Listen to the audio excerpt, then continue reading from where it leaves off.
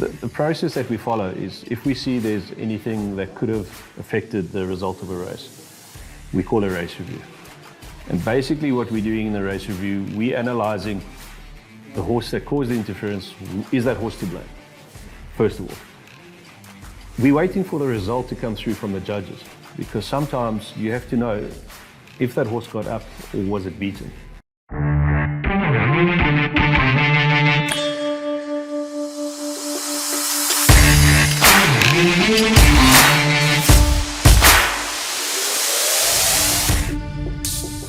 Welcome to another edition of In the Box Seat with Andrew Harrison, Warren Inferna, and our special guest today is the Chief Stipe of KwaZulu-Natal. His name is Mr. Ryan Hutcheson. He's come to spend a half an hour with us and chat and learn about his racing journey and the challenges that he faces, because we all face challenges in today's day. But Ryan, how are you? Very well, thank you. Thanks for having me. Yeah, good. Well, we had to get him on. Absolutely. Got to put him through the ringer. No, I'm not putting anybody through the ringer. I'm going to put... The stipes always get nailed. Yeah, which is not right. Not right. Everybody seems to want to nail everybody, which is not great. You know, it's not great. It's, I suppose, the world that we're living in. We still got to go another half hour. But I would like to put the person that keeps dropping the cutlery on the floor through the ringer. How are you? No, I'm good. Good weekend. No, I had a bad weekend. Why? Fish not biting. The fish didn't bite on Saturday. Yes. And on Sunday I thought I was free. Yes. And then they cancelled Cape Town again. Okay. So I how had to bad work. is weather terrible down there? I mean, it's actually quite tragic, right? Eh? It's unbelievable. I mean, the fact that it's still raining there, it's quite late in the season. They've lost a lot of racing. So, yeah, huge challenges for them this year.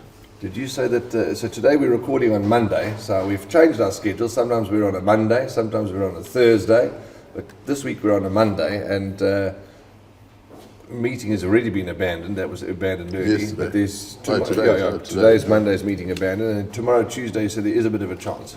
I know Dean Diedrichs, I've just seen the thing, he said there's a good chance they will race tomorrow. So you're going to have to work, you lazy bastard. Yeah, yeah, I'll work, it'll be all right. Okay, and so that was the weekend, and rugby, you're a rugby fan, surely? Yes, definitely. Huge rugby fan. Proud of the boys. Obviously, quite an easy game for us, but heading into Ireland this weekend is going to be a big challenge. Yeah. So far the score is, the stats read 2 games, 2 victories, is that right? That's right. Yeah, but Romania were bad, cheap as they were bad. And then, of course, we had the Stallion Day here at Summerveld Training Centre. The Rabada Bloomhill Stud Stallion Day was a resounding success. The crowd were fantastic, and just some lovely... A couple of people that watched the podcast actually came to the day, which was so nice to see that A, they watched the podcast, B, they accept open invitations, and you know, they hadn't seen stallions before, they hadn't come to the centre before, and they really were bowled over, so it was nice to have their support as well. It was really a fantastic day, and Rabada is looking outstanding.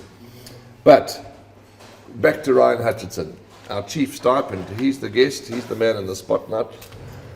Ryan, the first question is, how did your career or your journey in racing start? I mean, were you born into a racing family? Did you learn about it? Were you introduced to it? Tell us a bit more about how it all started and where it started. Yeah, my grandfather on my dad's side was a trainer up north, Zambia, Rhodesia. Back in the day when training wasn't a full-time job, he was a mechanic during the day and trained his horses early morning and late evening. Okay. But I didn't know him that well, purely because they were located so far up north. So I think there is a bit of racing in the family. But the real journey only started probably later on, teenage years. Our family farm supplied eggs to Newmarket Racecourse in Gosforth Park. So we got exposed to the races then. And also having horses on the farm all the time, the family was always doing gymkhanas or show jumping. Okay. I didn't really take to that though. I wasn't really interested in it. Probably because I was the worst rider in the family, but the rest of the family took to it. But I really took to the racing side of the equestrian industry, and started following it. And then I married into it a bit as well. My wife and her stepfather were doing breeding and some racing. So we started doing a bit of breeding with some sports horses, and you know, just snowballs eventually. And that was my introduction. Yeah. Yeah, it's amazing how everybody gets involved in one way or another, whether you're born into it, whether you're forced into it, or whether you just stumble across it. Yeah, but once you get involved with horses, it's like an addiction. Eh? Yeah. What do they say today? Somebody said it at the Stallion Day of the week. We all suffer from it. We've all got African horse sickness. We're all sick of it. And I think whether you're an administrator, whether you're a stipe, whether you're whatever you are, the main love is the horse. That's the bottom line. So that's okay. And then tell us about your journey. Because now currently you're the chief stipe here in KwaZulu-Natal. But how did you lead up to that? And you also dabbled in a bit of training. And Yeah, I did. Actually, stiping interested me from a young age. So I think when I was about 19 or 20, I was at the Vaal racecourse one afternoon, and I spoke to a stipe there called Jason Scriven. And just inquiring about how do you become a stipe, what do you need to do, are there any sort of courses you need to follow. And he just basically advised me to get some sort of racing experience behind you, because that's going to lay a good foundation, and then you've got a better chance of becoming a stipe.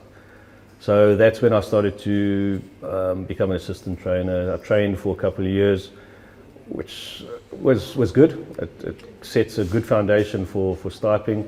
I enjoyed it to a degree. It wasn't really what I wanted it to be, but I'm glad I did it, because you kind of get that bug out of your system. yes. So that was my introduction. And then funny enough, at the Vaal on a Thursday afternoon, Dave Durant and Neville Daniels approached me to become a stipe. And I turned them down for some or other reason. I still can't remember why. Geez, Budgie. I turned Budgie down. So some time lapsed after that, and I went to the jockey club and looking for Dave Durant or Neville, and they had moved on, unfortunately, to other industries. And they asked me, well, why am I here? And I said, well, actually, I was offered a job as a stipe a while back. I'd like to take them up on the offer. And they said, well, send us your CV. There are a round of interviews going ahead in a couple of weeks. We'll put your name down, and went for an interview, and then got into stiping. Yeah. Why is it, and funnily enough,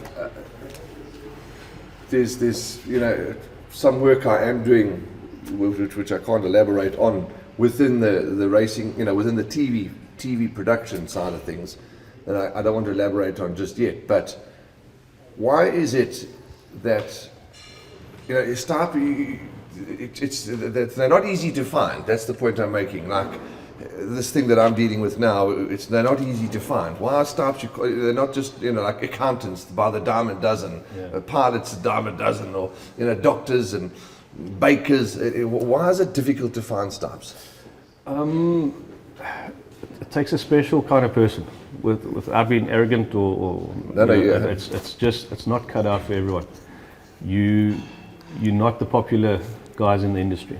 You enforce the rules. You are the police for racing. There's no one looks forward to seeing you. So you're not when you ease around the stables in the morning. Yeah, if you're easing around the stables, having looking a good look. The toilet seat. So it's not for everyone, and we make that quite clear to anyone trying to come on board from the get-go.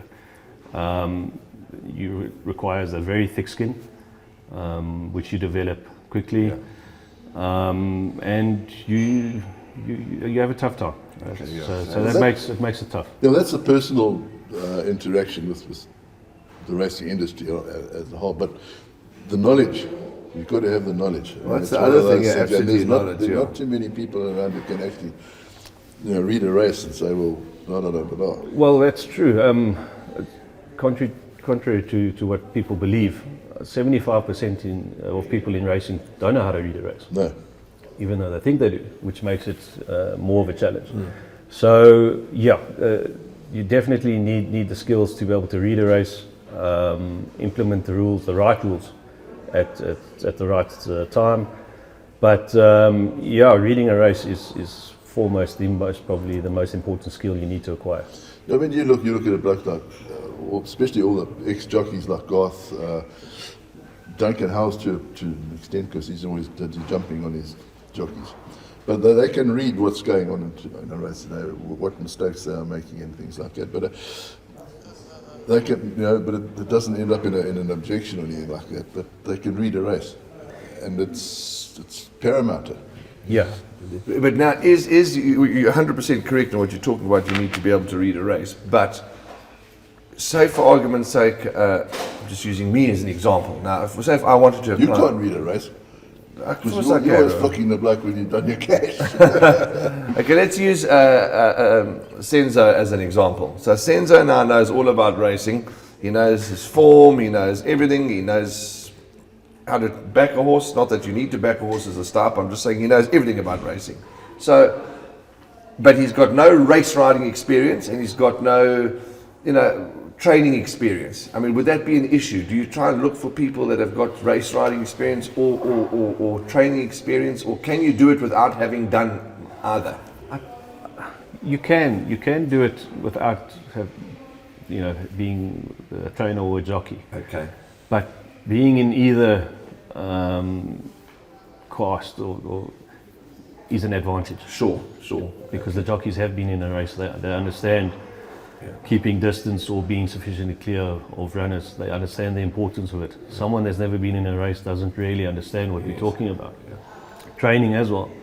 You know the effort you put in to get a horse to the races, and the disappointment you suffer when they've suffered interference, and you, instead of running in the top 3, you run 6 or 7. Yes. So having been in either category stands you in good stead to becoming a stipe. But having said that, we've had stipes that have come from other backgrounds that it took a bit longer to learn how to stipe and read a race, but they turned out to be decent stipes. So it's definitely an advantage if you have been in the industry before, but it's not to say you can't make it. Well, that was a damn good question, I thought, because it's.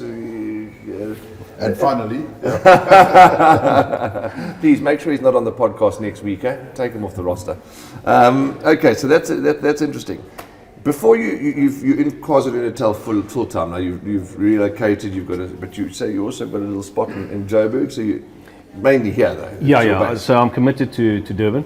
I'm the chief stipe here, where I run the team here. But I do go up and down to Joburg.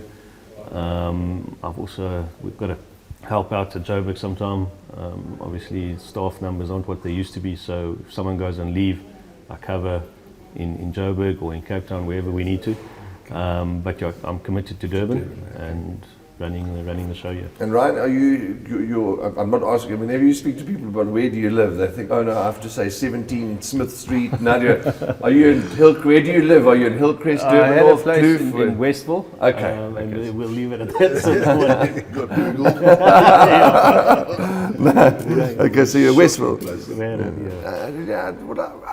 Some of my family have lived in Westville. I haven't been there for a little while, but I mean... Listen, I went there to go and I had trouble loading my Roberts birds, and they had a house in Westville. Yeah. It was like Fort Knox. Yeah. You know, 20 doors all over the place. Yeah, well, I suppose, but you got to get yourself safe no matter where you are. But do you have any other hobbies or interests outside of racing? Yeah, I do. I play golf.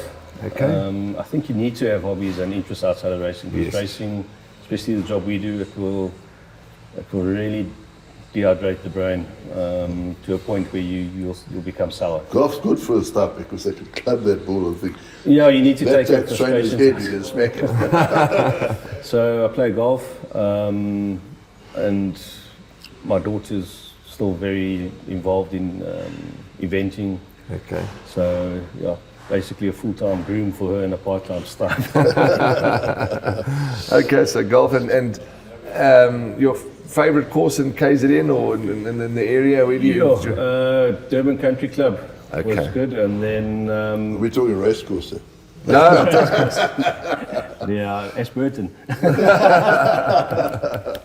No, so I've been fortunate enough to play a lot. I enjoy the South Coast. Okay. Selborne, Sanlamia, Wild Coast. Okay, That's a good down little there. trip that Okay. we make. I love that part of the.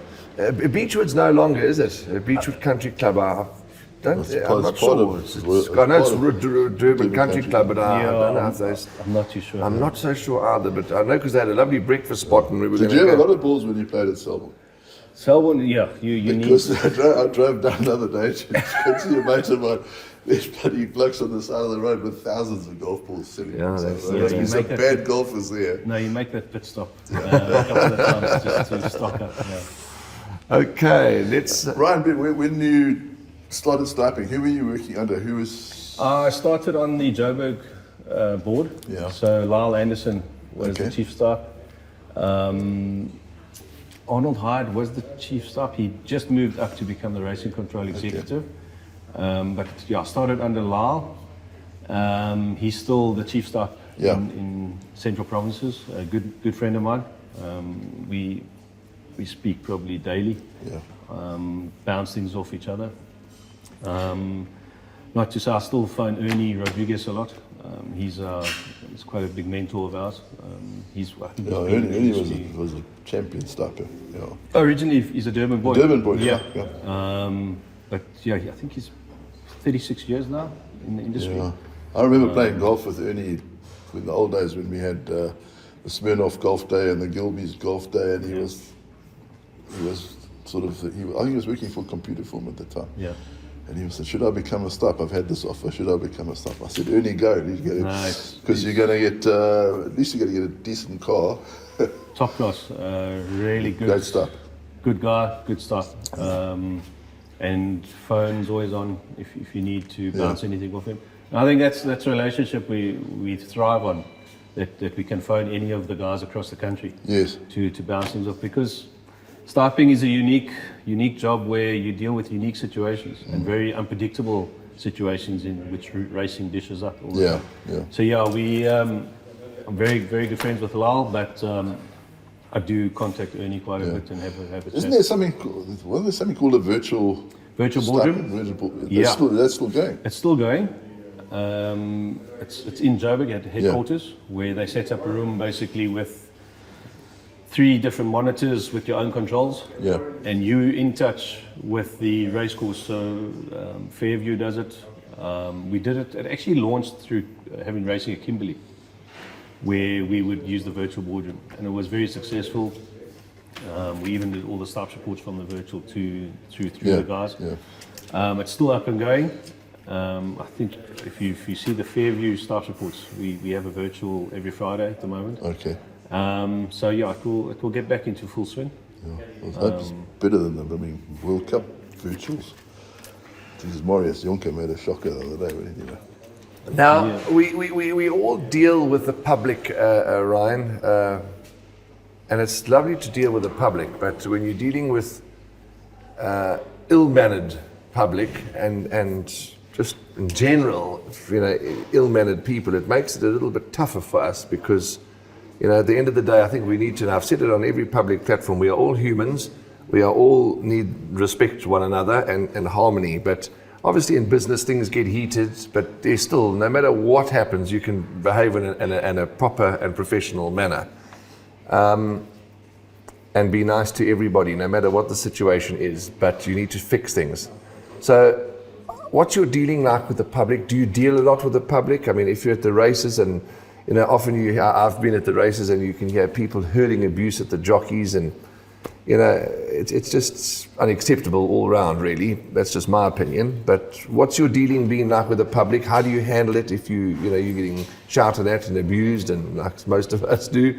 It has happened purely because we deal with people when their emotions are at the highest levels. Either a result hasn't gone their way, and that's probably another huge challenge of stiping. You're not going to make everyone happy. It's the most impossible thing or job you can take on. So you're dealing with people when their emotions are really high. The first thing we try and do is calm people down. It doesn't always work, but we won't stand to take abuse. If you want to abuse me, then I'm not going to entertain that sort of behavior. My door is always open. I prefer not to entertain people on race days. We've got such a lot going on a race day that I would make time for you any other day on a non-race day. Come to the office, have a chat, raise your concerns. But I can tell you now, and it's probably countrywide, if you're going to hurl abuse at me, I'm not going to stand for it and I won't entertain it. Yeah, and I think that's the right way, Andrew. Because you have to. You have to, absolutely. I mean, no matter, Yeah, it's just, I think it's the right way. You, as you say, you open door, come and chat, let's sort things out, but becoming nasty and abusive won't be tolerated. And I think everybody in the country, whether you're racing, whatever, you need to stand up for that. You don't tolerate abuse. Yeah, but it's I as mean, simple as in that. racing, it's usually the bloke who's done his cash.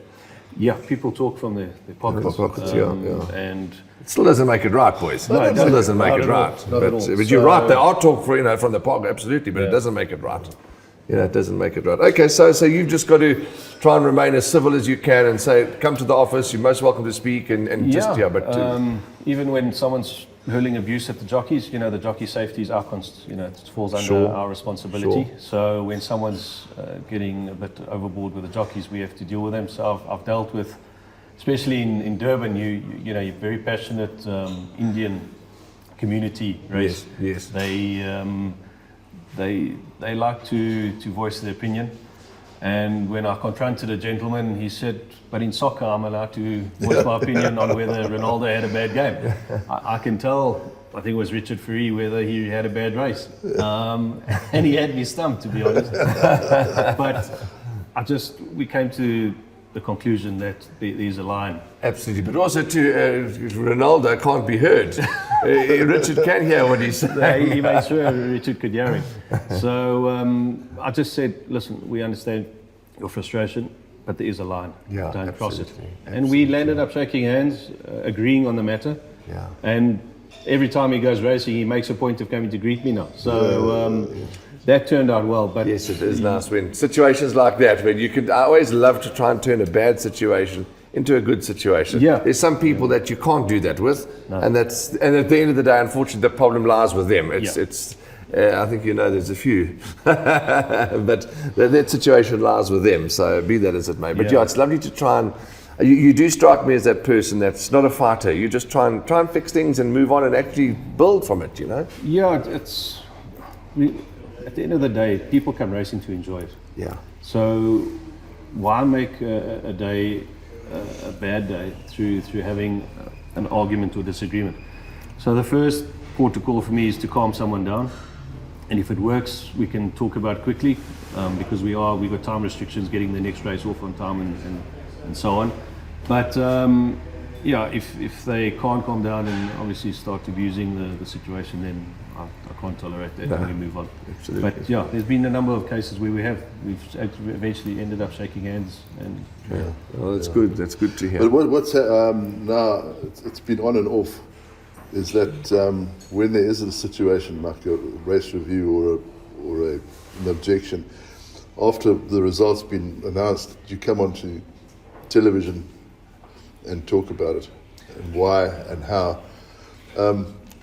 For some chief stipes, they're not so keen, but you've done it. Yeah, it's not for everyone. I know there are chief stipes that will not go on TV. They have their reasons. They have concerns about it.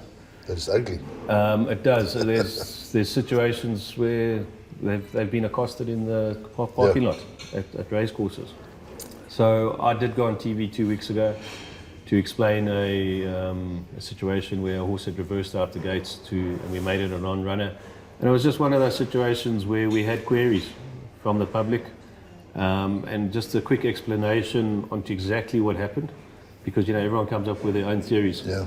They didn't think Richard Fourie was on the horse. It just backed out. It wasn't in the starting stalls when the gates opened. It happens. The problem we had, it was the 9-10 favourite. Yeah. So all the focus was on the horse.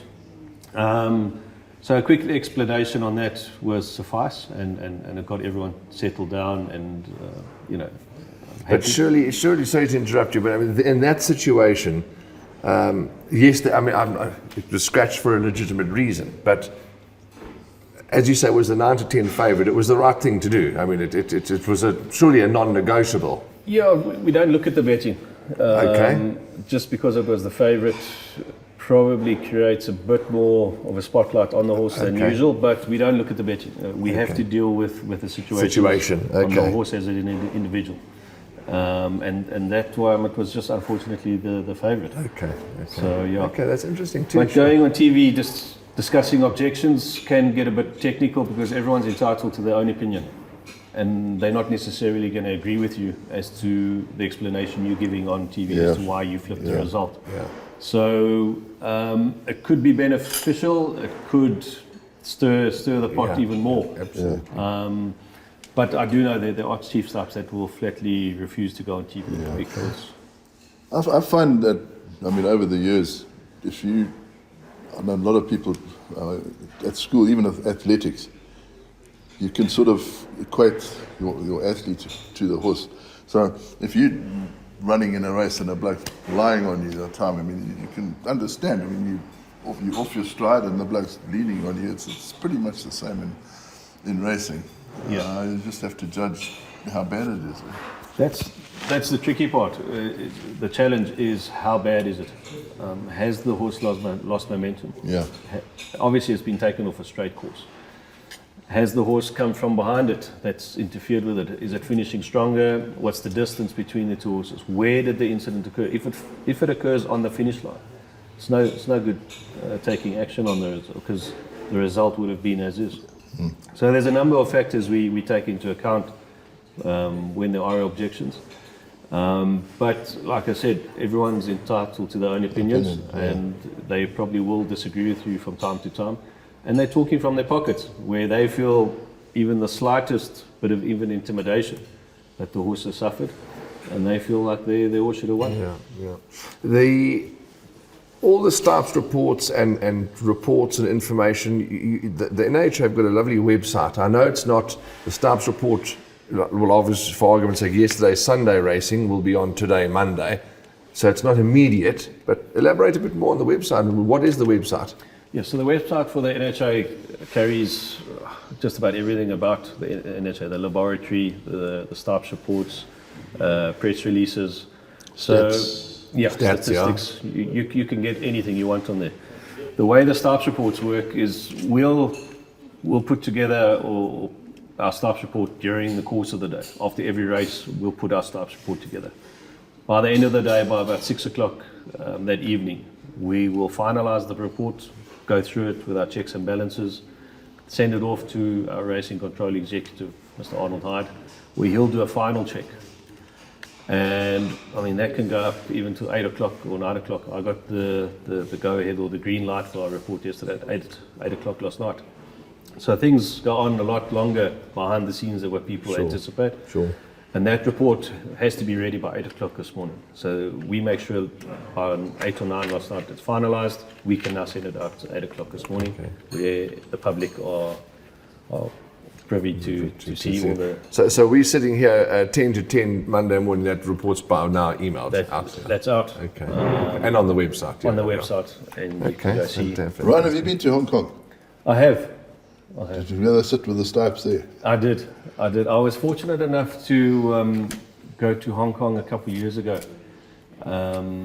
Actually, it was a good deal struck between the chief stipe back then, Kim Kelly, and Arnold Hyde. They sit on the Harmonisation of Rules Committee. Right. And they struck up quite a good relationship, and they came to an agreement where we could send stipes across to go be exposed to how they run their operation.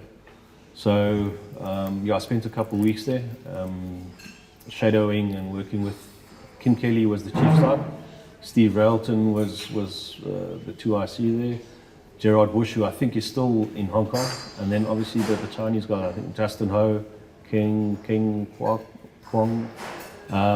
So they all there, an amazing experience. A bit different to the way we operate. Just their stipes reports are so detailed. Yeah, you must see Kim Kelly put it together. He just rattles on. The course secretary, his secretary is amazing, because she even knows when to break when he's talking to someone else and not talking to her. But yeah, an amazing experience. Really happy I got to go there. And I felt, to be honest, I felt that's more or less when my stiping career changed a bit, and I really developed a bit more after spending a bit of time with it. Yeah, sure. Okay, it's interesting. Yeah, absolutely. Ryan, why is it that sometimes you'll often hear at the races, objection, for argument's sake, lodged by the trainer, lodged by the jockey, lodged by the stipe. But can an owner lodge an objection? Yeah, so the owner and trainer can come in Owner can. and come and lodge an objection. Okay. It's very, very seldom that the owners actually come in. It's always the jockeys or the trainers. Okay. The jockey's more the real catalyst. He's suffered the interference. He Yeah. knows, he's felt on the horse that he's been interfered Yes. with. He should have won the race. He's coming to object. Okay. And why is it that so it's not always the case that a stipe has to object first? No, so the process that we follow is if we see there's anything that could have affected the result of a race, we call a race review. And basically what we're doing in the race review, we're analysing the horse that caused the interference. Is that horse to blame? First of all. We're waiting for the result to come through from the judges, because sometimes you have to know if that horse got up or was it beaten. It's no good lodging a race review or an objection if the right horse has actually won the race. So we wait for the result from the judges, which takes a bit of time. We're reviewing it, we're analysing who's to blame. Are we comfortable enough or confident that we are going to flip this result? If we are, we'll lodge the objection. But in that time, when we're analysing it, we're waiting for the results. The jockeys or the trainers made their way to the boardroom. Without looking at it, they are saying, we watched it live, we're lodging the objection. And that's where your different parties get to lodge the objection. There is a consensus that all the stipe should lodge the objection all the time. I disagree with it. I've been in objections where we've reviewed the race, we weren't comfortable we're going to flip it just yet, we need to hear evidence. And that's when you hear the evidence from the jockeys and trainers themselves, which is interesting because you might have missed one or two things that the jockey might have brought up to say there and there. Interesting one yesterday was that we lodged the objection for a dead heat, and after the interference, after the carry, the horse actually tried to bite the other horse, and everyone thought we had lodged the objection on that, and we hadn't. It was the carry itself. So there's different scenarios that creep up, but it's important to listen to evidence. Yeah, absolutely. You remember you were around in the old days when the Chief Club stewards used to sit in on the objections. Okay. And you always knew where they had a bet. Well, luckily the stewards don't sit in it anymore. Well, that's where they stopped it. I remember there was an objection at Clearwood, and it was blatant interference, but the steward was having none of it. Boy, he just talked, and everyone said, "Chief, how could they uphold that?" Yeah. Do you know that you speak about abuse, decorum, manners, etc., discipline? That goes without saying. When you're in an objection, you're in a disciplinary, you're in a hearing, or whatever the case may be, or on a race day. Also, in your boardroom, you tolerate nothing but decorum. Yeah. There's a mutual respect. Yes. You're coming into my boardroom. Have respect for my boardroom, as I'll respect going into your area. Yeah. And for your colleagues too, because it's not only you sitting on your own, you've got a whole room of colleagues. As much as what your emotions are really getting the better of you, or they're running at a very high level, maintain a certain level, a high level of respect for me and the board. No ill discipline will be tolerated in the boardroom, where you'll actually be asked to leave.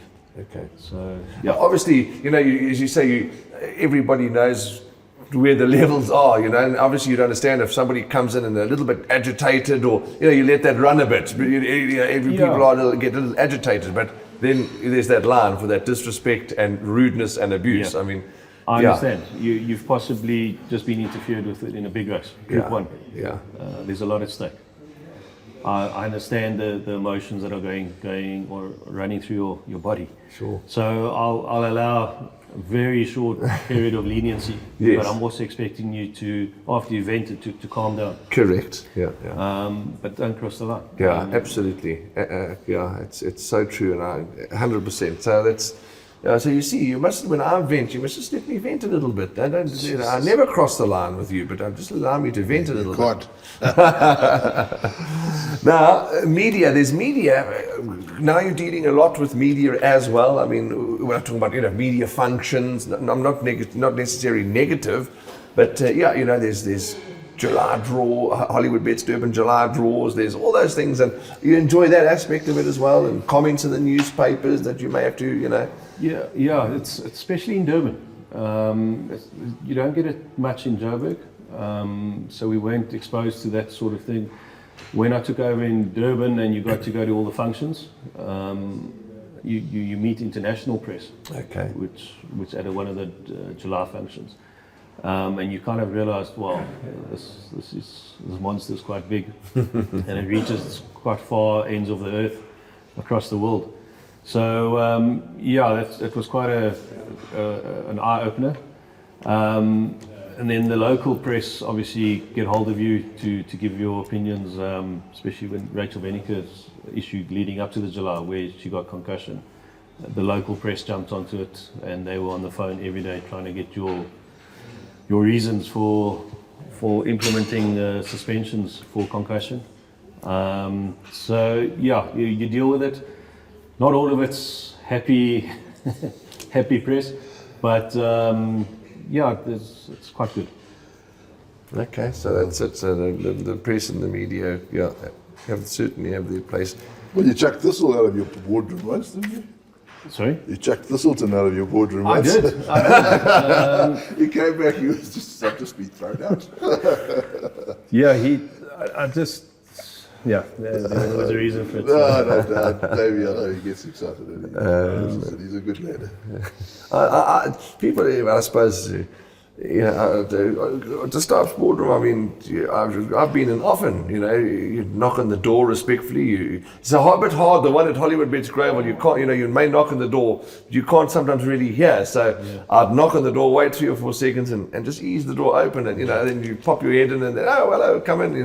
But if it's busy, I've been told, no, leave us alone, close the door. It is what it is. You just go there to eat the zombies, I know. No, it does get busy on a race day. So we do. You knock. Absolutely. If I come to the media centre, I knock on the door. Sure, absolutely. It's a mutual respect. Absolutely. That we need to follow. That's the boardroom. It's a very restricted area. We probably discussing confidential matters. Sure. Or dealing with sensitive issues like objections or issuing suspensions or penalties to jockeys.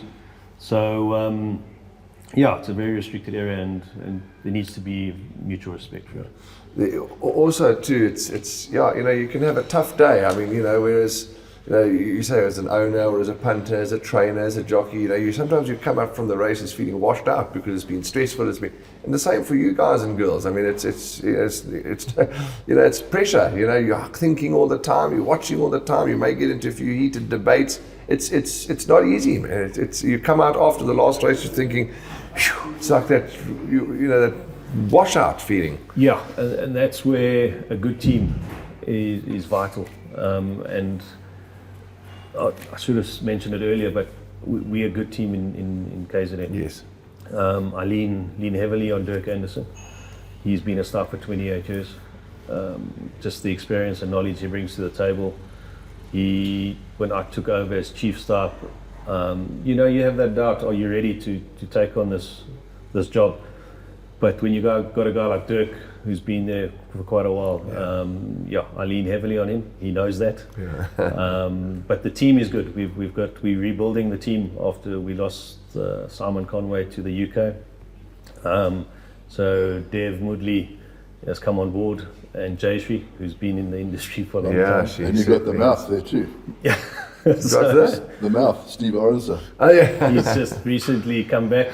We brought him back. He's been playing bowls and umpiring cricket games for a couple of years, so we thought we'd make him work for a change. Yeah. So he's back. But that's where a good team really is vital in this job. And Jayshree and Dev taking the new roles that they seem to be taking to it like a duck to water. Yeah, definitely. Quite quite happy and quite excited what they're going to do in the future, actually. Jayshree had the benefit of being in the industry for 20 years before she became a star. Yes. She was in the administration side. Oh, She used to take the notes on race day. I think, yes. That was a big advantage for her. So she knew the ins and outs of what happens in the boardroom. Yeah. Dev, we had our eye on him for quite a while. He was at the Racing Bureau. We've had our eye on him for quite a while, and then we went to go steal him from Raf. So Raf still hasn't forgiven me for doing that. But they've definitely taken to it very well, and quite excited that they can hold senior positions. Absolutely, it's fantastic. You add value, as you say. But Jayshree, she doesn't do does she still do the? You can't do. Yeah, I'm just saying, you can't. Because with staff being short, she doesn't do the note taking. No. You've got another lady or gentleman that comes. The secretarial work is done by Lynn now. Okay. So Jayshree is a full-time stipe. I hear she's quite strict. She's got the guys bouncing. When we need a bit of a shake-up at the back with the saddling and the guys are taking the time, we send Jayshree in to shake them up a bit, and very effective. So she's very effective. And let me tell you, when she did the administration, because her and Julie worked together. Right. And Julie, of course, is relocated overseas, and we miss Julie and in South Africa. And the two ladies, and we're talking now about Jayshree, outstanding with admin. You needed colours or you'd forgotten to renew something at the last minute. They just said, send your proof of payment and we'll do it immediately. They were outstanding. Yeah, she is. She's still very good, and I think the advantage of having her on board, if anything administrative needs to be done or is lacking, she jumps into it and just straightens the ship. I've tried to get her on the podcast. She refuses. Does she refuse? When she sees it's not so bad. Shame. Yesterday we were doing did an interview yesterday with Danielle Rivlin. I don't know if you saw it. I heard it. Just something different and just as I say, trying out a few things. But she was so nervous, and eventually I said to Danielle, "No, come on, don't be silly. The camera's not going to be on us. At least on the podcast, the camera's on us all the time. Don't tell Jayshree that." And I said, it'll be fine, just like we're having a discussion, And she was nervous, but she did okay, and she calmed down halfway through the interview. Yeah. But tell Jayshree it's not bad. It's not bad. We're not here to make fun of anybody. We're not here to insult anybody. You stop your nonsense. You stop your nonsense. Yeah. You see, that's why I'm the lead host. You see, but if it was left to him, we'd both be pulled apart. No. Warren's he's been on my case for about a year, I think. Trying to convince me to get on the show. The vets also, you talk about a team, a good team. The vets are obviously, with the stipendiary stewards work closely together. Yeah. And tell us a bit more about that. The vets are all outstanding, and you each rely on one another. Yeah, we work very closely with the vets, and we've got a very good team of vets. Our biggest challenge is trying to hold on to them. They're a bit short. Yeah, short supply. But it's across the world. Yeah. Equine vets. So it's the same. It's the same as our top stipes. We lose them to overseas. They get headhunted.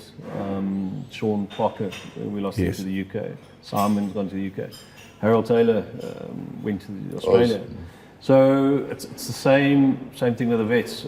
We've got a very, very good top class vet, Matthew Warden. He grew, he's well known in the area because he grew up in the industry. But I just hope he doesn't get poached. He's currently in Hong Kong at a vet's seminar there. Okay. So, we work closely with them. It's vitally important that we got a good working relationship with them. We rely heavily on them. They're just in short supply at the moment. Well, my stepdaughter, whom you've met, I'm sure you would have as well at the races, desperate to be a vet. She knows exactly she's going to be an equine vet. That's what she wants. But the only problem is she's in standard 7. So we've got a little. I don't know. I don't know if we can. I can't force the time to go faster. So we may have to wait for a bit. But she could be one for us in a couple of years. It's not so easy to get in there. Yeah. You appreciate the enthusiasm for young kids wanting to become, but it's not an easy road to follow. Yeah. It's challenging, but it's a huge shortage at the moment. One thing I must ask you, you don't have to answer this question, but here we go. The 12 strikes. Yes. I mean, In the old days, it was up to the vet to check what damage was done to the horse. Do they still do it now? Because I've got a couple of pictures where the bloke said 10 times and he's cut the back off the horse and nothing said. Yeah, the crop use is a very sensitive subject in racing at the moment. The vets look very closely at it, at any wheels that are left, where we then penalise or take action against the jockey. We've had funny situations where the jockeys only used the crop 4 times in the entire race, but the horse came back with wheels, where we can see the crop actually hit the same spot twice. And you know, now we've got to take action against a jockey that's only used the crop 4 times in the entire race. There's a whip wheel, yeah. Yeah, but any sort of crop abuse, we view very strictly and we take action. You would have noticed that the penalties regarding crop use have escalated quite substantially. So the vets look closely at those sort of things where we take action. We then review it on the patrol films to see exactly what the jockey did during the race. But yeah, it's a very sensitive subject at the moment. Now, I see France is what? Nothing now. France, I think, are down to 4 strikes in the entire race, because when Christophe Soumillon came out for the July, I went to go brief him on the crop fines that have escalated. He said, relax, I'm only allowed to use it 4 times. Sure. Okay, so using it 12 times would feel very... No, that's costing France, I know, because Hong Kong already cut off their feet to them. Yeah, they're looking to disqualify horses.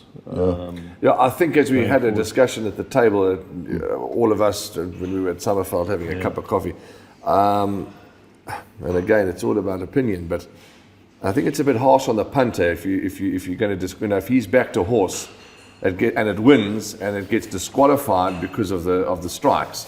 I think it's my personal opinion. I could be wrong, but the punishment must be installed on the ones that have done wrong. Yeah. To disqualify a horse. But if I suppose if it's a publicly known rule and the punter knows that, well, then maybe it's okay. But I don't know. 4 strikes, you might as well throw the whip over the fence.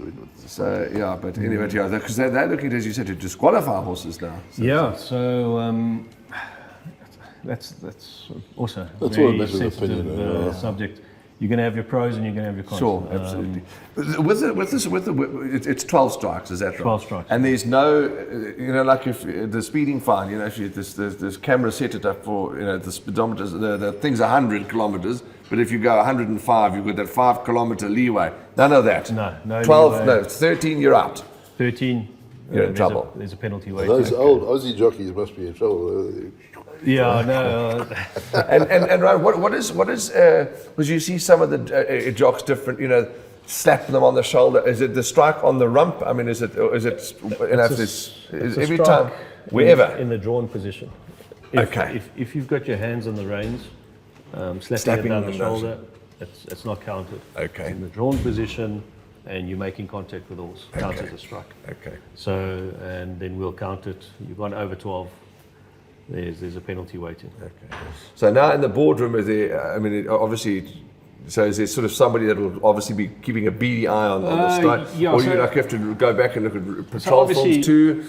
The sequence we follow is I look at the result first. Is the result correct? Because my result that I've got written down has to match the judges. So the result is vitally important. Then I look at any sort of interference that might affect the result of the race. Are we looking at an objection? In any interference that the horses have suffered. And only then I go look at the start to see that the start was fair. No horses have been impeded by either handlers or the starting stalls malfunctioning. And only after that, I'll go look at crops. So crops fall probably 4th or 5th down the list in my sequence to what I follow, purely because the others are more important in getting the race right. But you can generally judge when a bloke's been... Your eye gets it up, trained yeah. where Yeah. you see a guy starting at the 600, he's in trouble.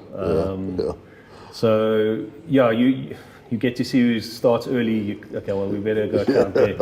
But, we only deal with the crop strikes probably fifth or sixth on the list because there's more important things at that stage to get right for the race. Why is there no commentary in the Stipes boardroom? It's very silent. It's because a lot of confidential material is discussed in the boardroom. There have been requests by media.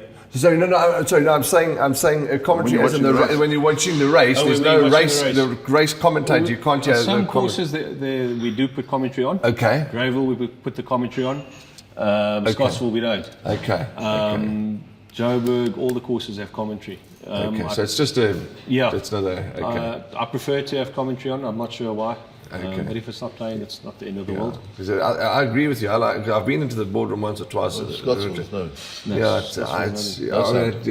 you're watching, you're focusing, but also the other thing that you were talking about then is to have media live, and it makes it difficult, doesn't it? Yeah, there's been requests by media platforms to have speakers or microphones in the boardroom and discuss objections or have the objection live, like what Sean Parker did in the UK for those festivals. Yes. It's difficult because yes, you do want the public to understand what's going on, but I noticed in the UK they also cut off. They let the jockeys give the evidence, and then they cut off once the deliberation starts between the stipes. Yes. That timing has to be vital. Yes. In South Africa, I'm not quite sure if we're going to cut it off at a vital stage, and then everyone gets to see the views, which is a bit offside to know exactly which stipe decided what. Yes. But there have been requests where they've been denied, and it's purely because I think sensitive and confidential material is discussed at certain points, which is not for the same in a lawyer's boardroom and all that. It's I understand exactly where you're coming from. Yeah. Last point of discussion before we wrap up, because as I say to all our guests, we could go on for hours, but we can't do that. We've got Durbanville previews to get out. Hollywood Bets Durbanville previews. Martin Ball, who's an integral part of the South African Jockey Academy. A, he's a friend of ours. B, he's a great colleague. But also, you guys do a lot of work with the South African Jockey Academy, with the apprentices. Just briefly explain that role that you play there, because you've got to license them, you've got to see that their training is correct. Yeah, especially more so in Durban. We get to interact a lot with the academy. They ask us to come to the welcoming dinner when the new recruits are brought in. We then also asked to discuss basic rules, the importance of keeping a horse straight in the race, and then we also do. We actually got a talk lined up quite soon about explaining to them the importance and how objections work, because it's not just a matter of I'm getting a suspension for not keeping a horse straight. In an objection, you lose the place that you've run and you get demoted, and I'm not quite sure that they fully understand the importance of being demoted in a Group 1 or any race. Yeah. And the impact it has on the owner and the trainer. So yeah, we interact with them quite a bit, especially with Martin up here and with Robert Moore in Joburg. He runs the Joburg Academy. Very competent riding masters. And yeah, we actually got a good working relationship with him, and I think that's quite important. Yeah, absolutely. Martin, I hope you haven't been giving him a hard time, eh? I haven't seen Ballas for a while. He was a stipe, as you know. Yeah, he was a stipe. In Zim, was he? No, in Joburg. Oh, okay, He worked with us. He was a stipe for a couple of years up in Joburg, and then they stole him from us to come work at the academy. Yeah, good boy, Martin Ball, and the whole team at the South African Jockey Academy, Joburg and KZN. Phenomenal. Okay, that's a wrap from us. Thanks for your time, and as I said, we could go on and on, but it's time is of the essence. But thank you to you and your whole team, and because everybody's job in racing is not easy. People think it's always rosy. It's we come, we do our best, and as you say, you're never going to please everybody, but all we can do is our very best. Thank you very much. And thanks, Ryan. Thanks for coming on. Thank you very much for having me. I appreciate it. now I must be careful, because if I don't pay my colours renewal on time, I know Ryan will have to send Jayshree after me. I never be sharp. That's a wrap from us. Hollywood Bets racing this week. It's Hollywood Bets Gravel on Wednesday, if my memory serves me correct. So we look forward to seeing you there. From the entire team, it's been another fantastic podcast. Please, guys, comment, like. You know the story. We only tolerate good, happy comments. And That's why we don't get any. Could you shut him up, please? Clodagh Shaw's one was fantastic. Garth Puller's one was outstanding. They're all outstanding. But I know that the last two were particularly well received, and I'm sure this one will too. So follow GoldCircle social media, follow the In the Box Seat, and just keep following us. The GoldCircle Facebook page is outstanding. All the racing finishes, all the racing pictures, the news, the promotions, it's outstanding. And comment, tell us who else you'd like to see on the podcast. But always keep it tidy, because we won't tolerate any abuse on our platform. That's a wrap from us. Be safe, punt well, and we'll see you as always in the number one box.